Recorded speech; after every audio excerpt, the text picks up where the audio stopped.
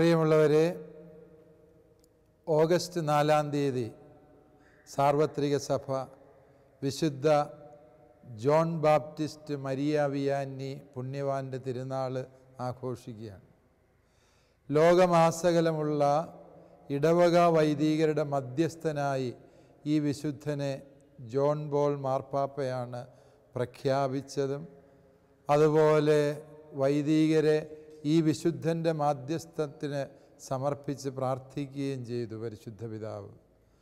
പ്രിയമുള്ളവരെ, വിശുദ്ധ John Maria വിയാനിയെക്കുറിച്ച് ചിന്തിക്കുമ്പോൾ അദ്ദേഹം വളരെ സാധാരണമായൊരു കുടുംബത്തിൽ ജനിച്ച് 1786 ജനിച്ച ഈ വിശുദ്ധൻ 1812 സെമിനാരിയിൽ പ്രവേശിക്കുകയും 1815 വൈദികനായി അഭിഷേകം ചെയ്യുകയും ചെയ്തു.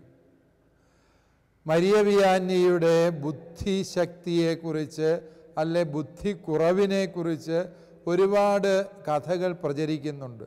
പക്ഷേ നമുക്കറിയാം 3 വർഷം കൊണ്ട് ദൈവശാസ്ത്ര പഠനം അദ്ദേഹം പൂർത്തീകരിച്ചുവെങ്കിൽ അദ്ദേഹം ബുദ്ധിയിൽ അത്ര കണ്ട് അഗ്രഗണ്യനല്ലായിരുന്നു എങ്കിലും ആ വ്യക്തി സാമാന്യ ബുദ്ധി ഉള്ള വ്യക്തിയായിരുന്നു എന്ന് നമുക്ക് ന്യായമായും ഊഹിക്കാം. മരിയ വിയാനി മണ്ടനായിരുന്നു എന്ന് സ്ഥാപിക്കാൻ ശ്രമിക്കുന്നവർക്ക് അതിനടിസ്ഥാനപരമായ കാരണങ്ങളൊന്നും ഉണ്ടായിരുന്നില്ല. മറിച്ച് അദ്ദേഹത്തിന് ലത്തീൻ ഭാഷയിൽ പ്രാവീണ്യം കുറവായിരുന്നു എന്ന് മാത്രമാണ് അതിന് നിതാന്തമായി ചൂണ്ടിക്കാണിക്കാനുള്ളത്. ഏതുമാകട്ടെ, ഈ പുണ്യവാളൻ 1815 വൈദികനായി അഭിഷേകം ചെയ്യപ്പെട്ടു. 1818 അദ്ദേഹത്തെ ആഴ്സ് നഗരത്തിലെ വികാരിയായി മെത്രാൻ നിയമിച്ചു. ആഴ്സിലേക്ക് നിയമിക്കപ്പെടുമ്പോൾ ആഴ്സിൽ അന്ന് ആകെക്കൂടി ഉണ്ടായിരുന്ന കത്തോലിക്കരുടെ എണ്ണം എന്ന് പറയുന്നത് 230 പേരായിരുന്നു. എന്ന് പറഞ്ഞ് നമ്മുടെ ഇന്നത്തെ ഒരു നാടൻ ഭാഷയിൽ പറഞ്ഞാൽ ഒരു 50 വീട്ടുകാരുള്ള ഒരു ഇടവക.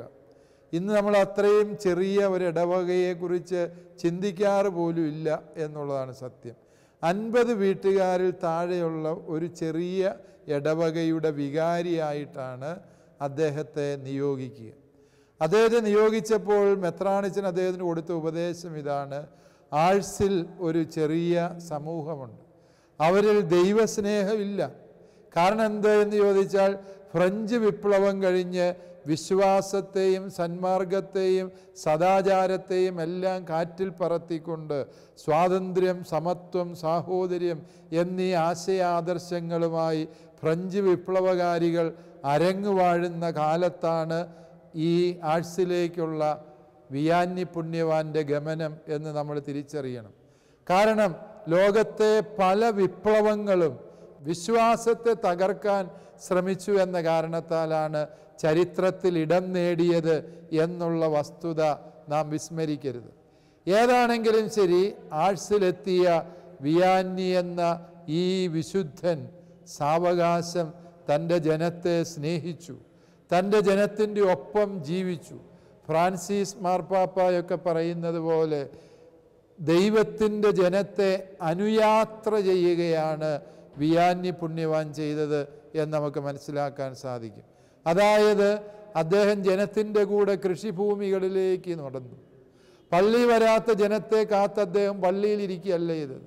അദ്ദേഹം കൃഷിഭൂമിയിലേക്ക് നടന്നു, ജനങ്ങളുടെ കൂടെ പണിയെടുത്തു. ജനം ബാറിൽ പോയി മദ്യചഷകങ്ങൾ നുകർന്നപ്പോൾ അവരോടൊത്ത് അദ്ദേഹം പോയിരുന്നു. നിങ്ങൾ കഴിക്കുമ്പോൾ നല്ല മദ്യം കഴിക്കണമെന്ന്, അത് ശരീരത്തിന് ഹാനികരമാകാത്ത രീതിയിൽ കഴിക്കണം എന്ന് ഉപദേശം കൊടുത്തുകൊണ്ട് നടന്ന ഈ ജോൺ മരിയ വിയാനി എന്ന വൈദികൻ ആ ജനത്തിന് ഒരു പ്രഹേളികയായിരുന്നു.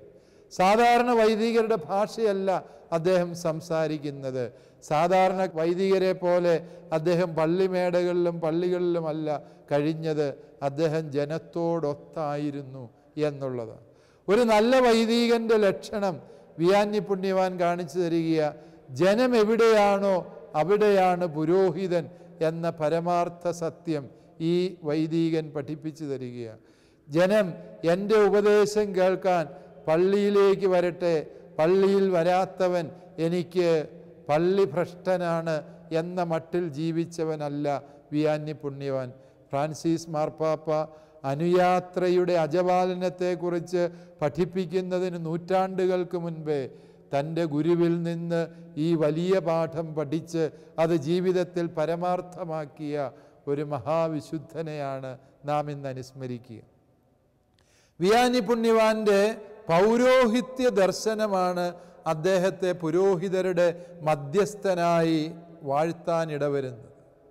നമുക്കറിയാം, ഇന്ന് പൗരോഹിത്യത്തെക്കുറിച്ച് ഒരുപാട് തെറ്റിദ്ധാരണകളും പൗരോഹിത്യത്തെ തേജോവധം ചെയ്യാനുള്ള ബോധപൂർവവും സംഘടിതവുമായ നീക്കങ്ങളും നടക്കുന്നൊരു കാലഘട്ടത്തിലാണ് വിയാനി പുണ്യവാൻ്റെ തിരുനാൾ നാം ആഘോഷിക്കുക.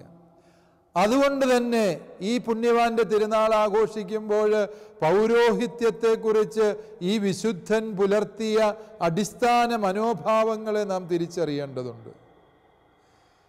വിയാനി പുണ്യവാൻ പൗരോഹിത്യത്തെക്കുറിച്ച് പറഞ്ഞ ചില ചിന്തകൾ ഈ കാലഘട്ടത്തിൻ്റെ പ്രശ്നങ്ങളോട് ചേർത്ത് വായിക്കാനാണ് ഞാൻ പരിശ്രമിക്കുക. വിയാനി പുണ്യവാൻ ഒന്നാമതായി പറഞ്ഞു, പുരോഹിതൻ ഇല്ലായിരുന്നു എങ്കിൽ ഈശോ നമുക്ക് വേണ്ടി നേടിത്തന്ന രക്ഷ നമുക്ക് അനുഭവിക്കുക സാധ്യമല്ലായിരുന്നു. 2000 കൊല്ലം മുമ്പ് കുരിശിൽ നമുക്കായി മരിച്ച ഈശോ മിശിഹായുടെ ബലിയുടെ യോഗ്യത, തിരുരക്തത്തിൻ്റെ യോഗ്യത, അവിടുത്തെ മഹാത്യാഗത്തിൻ്റെ യോഗ്യത, അത് പാപമോചനമായി വരപ്രസാദമായി ഇന്ന് നമുക്ക് സംലഭ്യമാക്കുന്നത് ക്രിസ്തുവിൻ്റെ പ്രതിപുരുഷന്മാരായ വൈദികരിലൂടെയാണ്. അതുകൊണ്ട് തന്നെയാണ് വിയാനി പുണ്യവാൻ പറഞ്ഞു വയ്ക്കുക, അല്ലയോ പുരോഹിത, നീ ക്രിസ്തുവിന് വേണ്ടി ജോലി ചെയ്യുന്ന ഒരാളല്ല, മറിച്ച് നീ ക്രിസ്തുവിൻ്റെ സ്ഥാനത്ത് ജോലി ചെയ്യുന്ന വ്യക്തിയാണ്. അതായത് ഈശോ മിശിഹ ഇന്ന് ലോകത്തോട് സംസാരിക്കാൻ ആഗ്രഹിക്കുന്നവ സംസാരിക്കാനും ഈശോ മിശിഹ ലോകത്തിന് പ്രദാനം ചെയ്യുന്ന വരപ്രസാദം അതിൻ്റെ സമ്പൂർണതയിൽ നൽകാനുമാണ് ദൈവം പുരോഹിതനെ തിരഞ്ഞെടുത്തിരിക്കുന്നത്. ദൈവം മനുഷ്യകുലത്തെ അനുഗ്രഹിക്കുന്നത് പുരോഹിതൻ്റെ കരങ്ങളിലൂടെയാകയാൽ പുരോഹിതൻ്റെ കരങ്ങൾ ദൈവകരങ്ങളാണ്, പുരോഹിതൻ്റെ സ്വരം ദൈവസ്വരമാണ് എന്ന് വിയാനി പുണ്യവാൻ പഠിപ്പിച്ചു. ഒരുപക്ഷെ പൗരോഹിത്യത്തിൻ്റെ ശരിയായ അർത്ഥം വെളിപ്പെടുത്തുന്ന ദർശനപരതയിലെ ഒന്നാമത്തെ ദർശനമാണ് പുരോഹിതൻ്റെ കരങ്ങൾ ദൈവത്തിൻ്റെ കരങ്ങൾ, പുരോഹിതൻ്റെ സ്വരം ദൈവത്തിൻ്റെ സ്വരം എന്നുള്ള സത്യം. പ്രിയപ്പെട്ടവരെ, ഇത് പറയുമ്പോൾ പലരും നെറ്റിയൊളിക്കാറുണ്ട്. ഈ വൈദികരെ കുറിച്ച് കേൾക്കുന്ന ആരോപണങ്ങൾ, അധിക്ഷേപങ്ങൾ ഇതെല്ലാം ഉണ്ടായിട്ടും പുരോഹിതൻ്റെ സ്വരം ദൈവസ്വരം എന്ന് പറയാൻ എങ്ങനെ കഴിയും എന്ന് സത്യവിശ്വാസികൾ പോലും ചിന്തിക്കുന്നൊരു കാലഘട്ടത്തിലാണ് നാം ജീവിക്കുക. പ്രിയ സഹോദരങ്ങളെ, ആരും അർത്ഥശങ്കയ്ക്കിടയില്ലാത്ത വിധം വിയാനി പുണ്യവാൻ്റെ ഈ ദർശനം മനസ്സിലാക്കണം. ഇത് മറ്റാരേക്കാളും അറിയാവുന്നത് നാരകീയ ശക്തിയായ സാത്താനാണ്.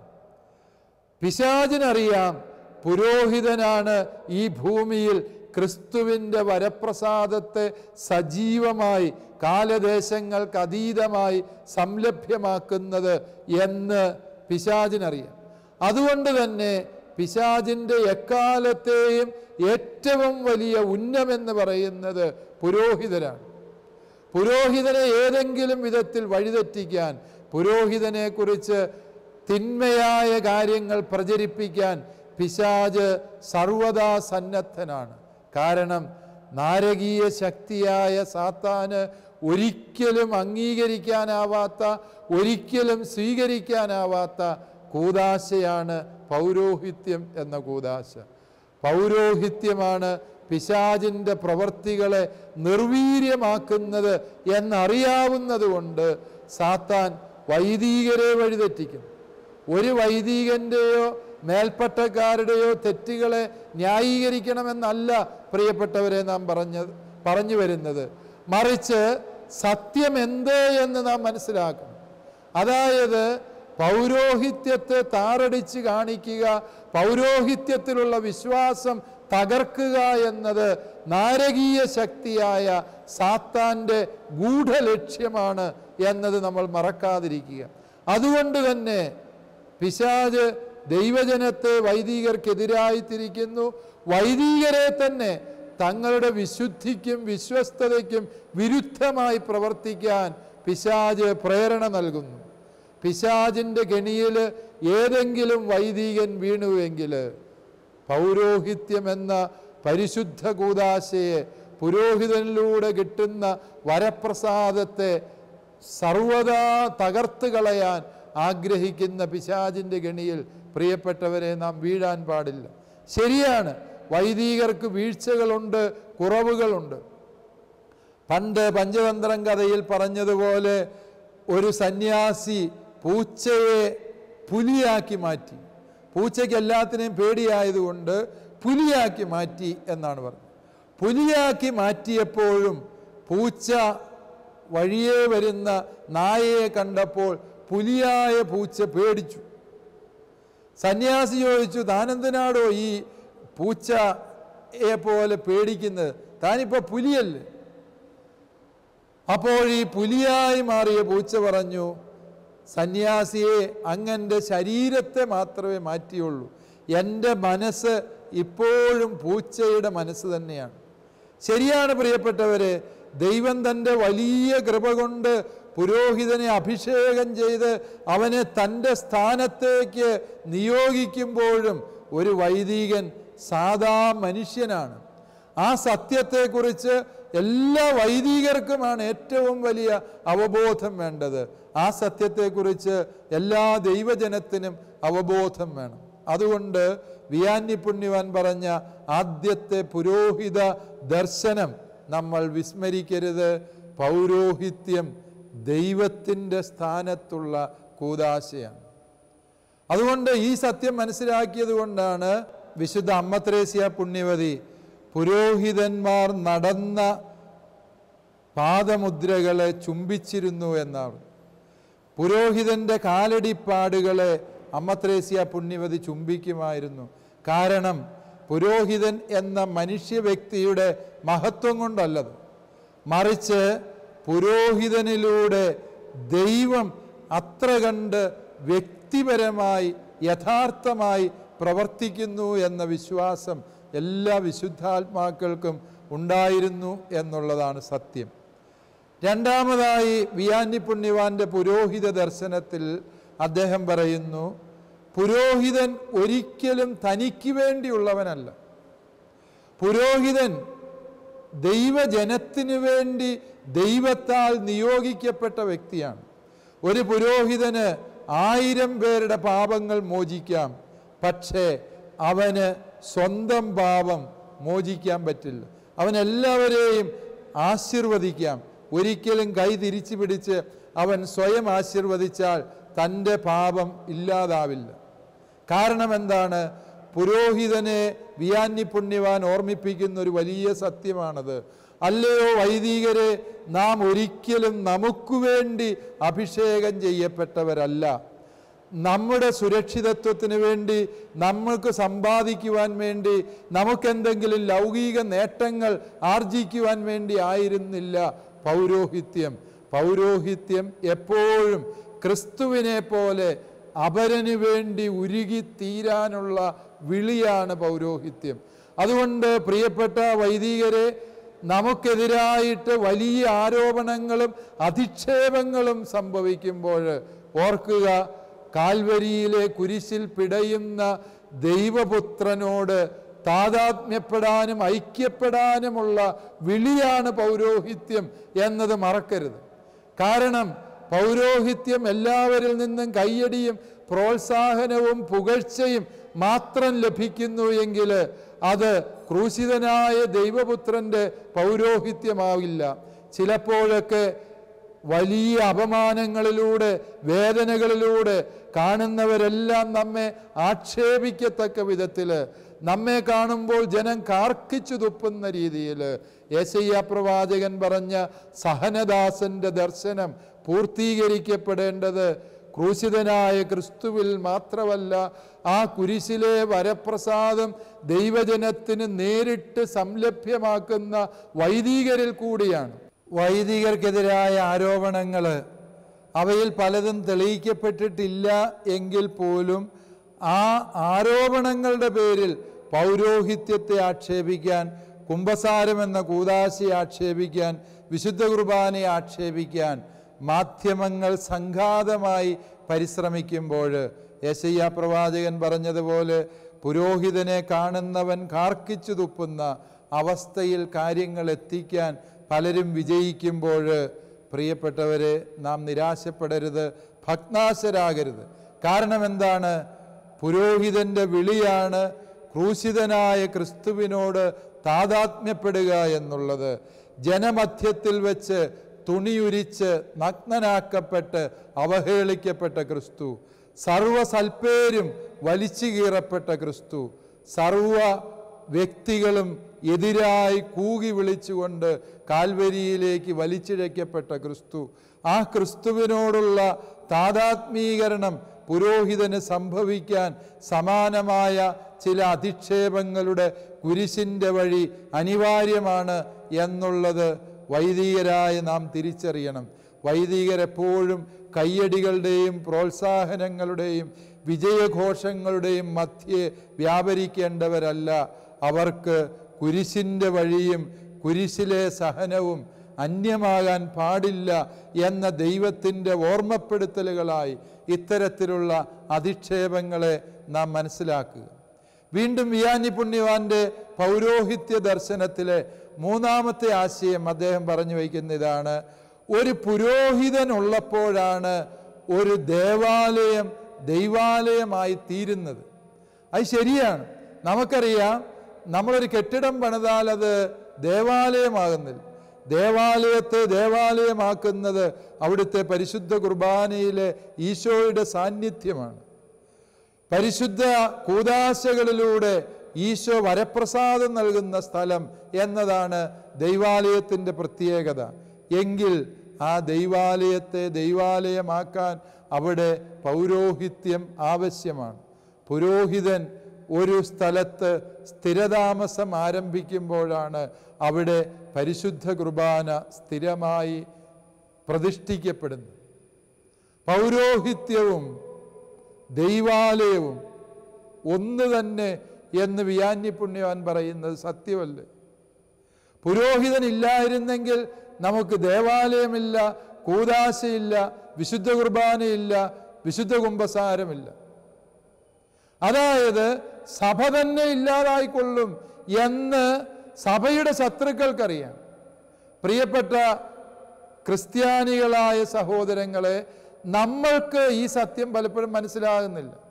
എന്ന് മാത്രമല്ല, ഇതിൻ്റെ പേരിൽ കൂദാശകൾ തന്നെ നിർത്തൽ ചെയ്യാൻ വാശി പിടിച്ച് വാദിക്കുമ്പോൾ, പൗരോഹിത്യത്തെ താറടിക്കാൻ മത്സരിക്കുമ്പോൾ നാം സ്വന്തം കൈമുറിച്ച് ചോര കുടിക്കുന്ന വൈചിത്രത്തിൽ എത്തപ്പെടുകയാണ്. ഇത് അപകടകരവും ആത്മഹത്യാപരവുമായ നീക്കമാണ്. വിയാനി പുണ്യവാൻ പറഞ്ഞത് സത്യമാണ്. പൗരോഹിത്യമില്ല എങ്കിൽ സഭയില്ലാതാകുന്ന വിധത്തിൽ ദൈവം പൗരോഹിത്യത്തെ തിരുസഭയുടെ കേന്ദ്രമായി പ്രതിഷ്ഠിച്ചുവെന്ന്. അതൊരു പുരോഹിതൻ്റെയും വ്യക്തിപരമായ മിടുക്കല്ല. ദൈവം അവനെ തിരഞ്ഞെടുത്തു, ദൈവം അവനെ വിശുദ്ധീകരിച്ചു, ദൈവം അവനെ അഭിഷേകം ചെയ്ത് ദൈവം അവനെ നിയോഗിച്ചു. അതാണ് പുരോഹിതൻ്റെ പ്രത്യേകത എന്ന് പറയുന്നത്. പുരോഹിതൻ്റെ വ്യക്തിപരമായ മഹത്വമല്ല, വൈദികരെക്കാളും വിശുദ്ധിയുടെ പടവുകളിൽ എത്രയോ ഉയർന്ന ആത്മായ സഹോദരങ്ങളെ നമ്മൾ കണ്ടുമുട്ടുന്നു. അതുകൊണ്ട് പ്രിയപ്പെട്ടവരെ, ഞാനീ പറയുന്ന കാര്യങ്ങൾ പുരോഹിതൻ എന്ന വ്യക്തിയുടെ വ്യക്തിപരമായ ഗുണങ്ങളെക്കുറിച്ചല്ല, മറിച്ച് ആ വ്യക്തിയെ ദൈവം തെരഞ്ഞെടുത്തു, വിളിച്ചു, തൻ്റെ സ്വന്തമാക്കി, വിശുദ്ധീകരിച്ച്, അഭിഷേകം ചെയ്ത് നിയോഗിച്ചു എന്നുള്ളതാണ് പൗരോഹിത്യത്തിൻ്റെ മഹത്വം. ജനമധ്യത്തിൽ പുരോഹിതനെ താറടിക്കാം, പക്ഷേ പ്രിയപ്പെട്ടവരെ അറിയുക, ഈ ഭൂമിയിൽ ക്രിസ്തുവിൻ്റെ സ്ഥാനത്ത് നിന്നുകൊണ്ട് സാത്താനെ നീ നിത്യ നരകാഗ്നിയിൽ പോകൂ എന്ന് കൽപ്പിക്കാൻ അധികാരമുള്ളത് പുരോഹിതന് മാത്രമാണ്. പട്ടം കൊടുക്കൽ കർമ്മത്തിൽ നാം പ്രാർത്ഥിക്കാറുണ്ട്, പുരോഹിതന് 2 നാണയങ്ങൾ, 2 അധികാര ചിഹ്നങ്ങൾ, അതാണ് താക്കോലുകൾ എന്ന് പറയുക. മാർപ്പാപ്പായുടെയൊക്കെ എംബ്ലത്തിൽ 2 താക്കോലുകൾ കാണും. സ്വർഗരാജ്യത്തിൻ്റെ താക്കോല് ഞാൻ നിനക്ക് തരുന്നു എന്ന് ഈശോ പറയുന്നു. എന്താണ് ഈ താക്കോല് എന്ന് ചോദിച്ചാൽ, ദൈവമക്കൾക്ക് വേണ്ടി സ്വർഗം തുറന്ന് പരിശുദ്ധ റൂഹായെ വിളിച്ചിറക്കാനുള്ള അധികാരം, അത് പുരോഹിതനുള്ള അധികാരമാണ്. രണ്ടാമത്തെ താക്കോല് കൊണ്ട് പുരോഹിതൻ ചെയ്യുന്നത് നരകത്തിൻ്റെ കവാടത്തെ പൂട്ടി സൂക്ഷിക്കുകയാണ്. നരക കവാടത്തെ പൂട്ടി സൂക്ഷിക്കുക. നോക്കുക, ദൈവത്തിൽ നിന്ന്, സ്വർഗത്തിൽ നിന്ന് ദൈവാരൂപിയെ വിളിച്ചിറക്കുന്നു.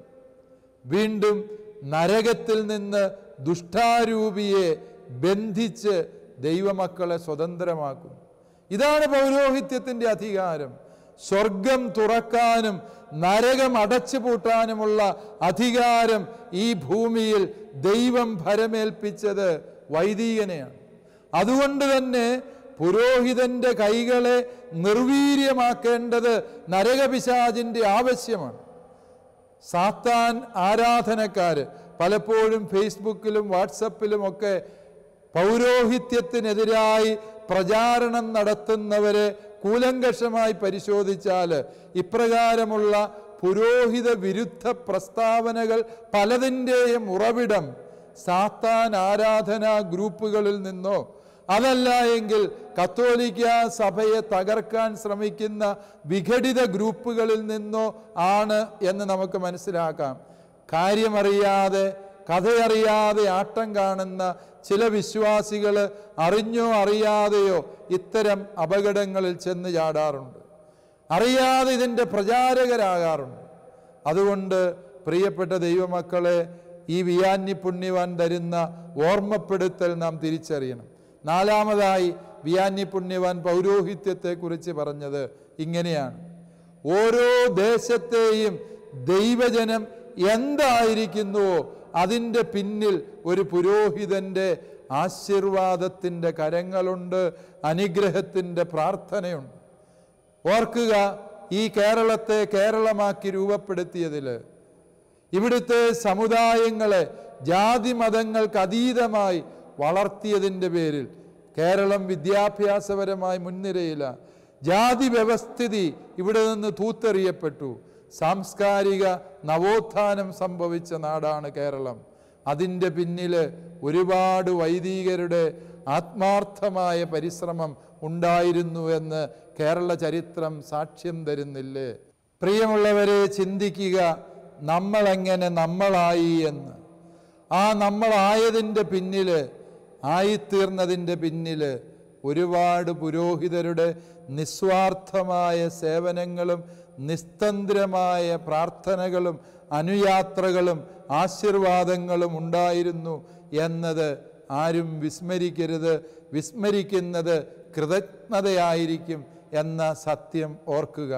മാധ്യമങ്ങളെ ഉപയോഗിച്ചുകൊണ്ട്, സാമൂഹിക മാധ്യമങ്ങൾ ഉപയോഗിച്ചുകൊണ്ട്, ദൃശ്യശ്രാവ്യ മാധ്യമങ്ങളിലൂടെ സഭയുടെ പൗരോഹിത്യത്തെ മുച്ചൂടും തച്ചുടയ്ക്കാൻ പരിശ്രമിക്കുന്ന സഭാശത്രുക്കളുടെ കൈകളിലെ നിഷ്കളങ്ക ഉപകരണങ്ങളാകാതിരിക്കാൻ, അല്ലയോ വിശ്വാസികളെ, സർപ്പങ്ങളുടെ വിവേകവും പ്രാവുകളുടെ നിഷ്കളങ്കതയും നമുക്ക് ആവശ്യമുണ്ട് എന്നത് മറക്കാതിരിക്കുക.